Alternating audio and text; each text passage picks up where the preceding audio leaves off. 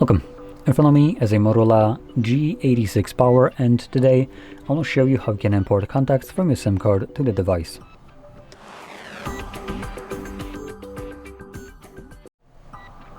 So, to get started, you're gonna navigate to your standalone contacts application, like this one right over here. Next, gonna go to Organize, select Manage SIM, and this displays all the contacts that are located on your SIM card.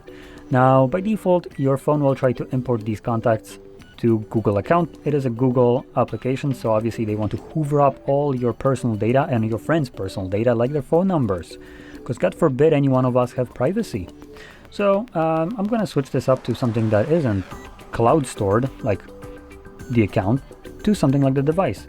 And as you can see, well, for the purpose of my complaint right here, this doesn't really matter because all these contacts already existed on the Google account, but these are also all the kind of default contacts, like the account, or your numbers, like value, how much you can call and stuff like that, and voicemail and stuff like that, so it doesn't really matter right here.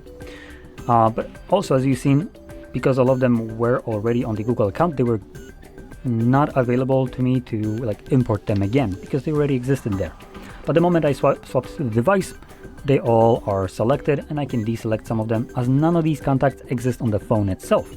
So now if I import them, they'll get imported to the phone, and depending on where you import your contacts to, sometimes you might need to switch the display location. So you can do so by clicking right here where it says all contacts and change it to, for instance, device contacts and the Google account contacts, or just all, which is the default option.